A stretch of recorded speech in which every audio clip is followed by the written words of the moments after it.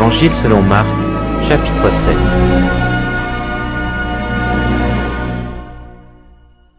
Les pharisiens et quelques scribes, venus de Jérusalem, s'assemblèrent auprès de Jésus. Ils virent quelques-uns de ses disciples prendre leur repas avec des mains impures, c'est-à-dire non lavées. Or les pharisiens et tous les juifs ne mangent pas sans être lavés soigneusement les mains, conformément à la tradition des anciens. Et quand ils reviennent de la place publique, ils ne mangent qu'après s'être purifiés. Ils ont encore beaucoup d'autres observances traditionnelles, comme le lavage des coupes, des cruches et des vases d'airain. Et les pharisiens et les scribes lui demandèrent, « Pourquoi tes disciples ne suivent-ils pas la tradition des anciens, mais prennent-ils leur repas avec des mains impures ?» Jésus leur répondit, « Hypocrites, Isaïe a bien prophétisé sur vous, ainsi qu'il est écrit, « Ce peuple m'honore des lèvres, mais son cœur est éloigné de moi. C'est en vain qu'il m'honore, en donnant des préceptes qui sont des commandements d'hommes.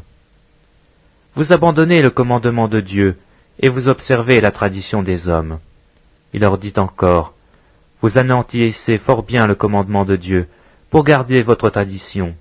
Car Moïse a dit, « Honore ton père et ta mère, et celui qui maudira son père ou sa mère sera puni de mort. » Mais vous, vous dites, « Si un homme dit à son père ou à sa mère, « Ce dont j'aurais pu t'assister est corban, c'est-à-dire une offrande à Dieu, » vous ne le laissez plus rien faire pour son père ou pour sa mère, annulant ainsi la parole de Dieu par votre tradition que vous avez établie. Et vous faites beaucoup d'autres choses semblables. Ensuite, ayant de nouveau appelé la foule à lui, il lui dit, « Écoutez-moi tous, et comprenez. Il n'est hors de l'homme rien qui entrant en lui puisse le souiller, mais ce qui sort de l'homme, c'est ce qui le souille. Si quelqu'un a des oreilles pour entendre, qu'il entende. » Lorsqu'il fut entré dans la maison, loin de la foule, ses disciples l'interrogèrent sur cette parabole. Il leur dit, « Vous aussi, êtes-vous donc sans intelligence? Ne comprenez-vous pas que rien de ce qui de dehors entre dans l'homme ne peut le souiller? Car cela n'entre pas dans son cœur, mais dans son ventre, puis s'en va dans les lieux secrets qui purifient tous les aliments. » Il dit encore, « Ce qui sort de l'homme, c'est ce qui souille l'homme.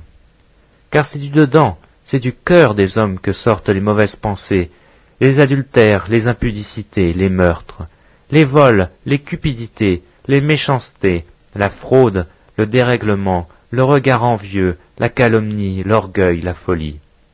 Toutes ces choses mauvaises sortent du dedans et souillent l'homme. » Jésus étant parti de là, s'en alla dans le territoire de Tyr et de Sidon. Il entra dans une maison, désirant que personne ne le sût, mais il ne put rester caché. Car une femme, dont la fille était possédée d'un esprit impur, entendit parler de lui, et vint se jeter à ses pieds.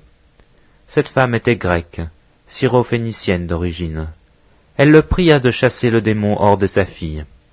Jésus lui dit, « Laisse d'abord les enfants se rassasier, car il n'est pas bien de prendre le pain des enfants et de le jeter aux petits chiens. »« Oui, Seigneur, lui répondit-elle, mais les petits chiens sous la table mangent les miettes des enfants. » Alors il lui dit, « À cause de cette parole, va, le démon est sorti de ta fille. » Et quand elle entra dans sa maison, elle trouva l'enfant couché sur le lit, le démon étant sorti. Jésus quitta le territoire de Tyr et revint par Sidon vers le pays de la Galilée, en traversant le pays de la Décapole. On lui amena un sourd, qui avait de la difficulté à parler, et on le pria de lui imposer les mains.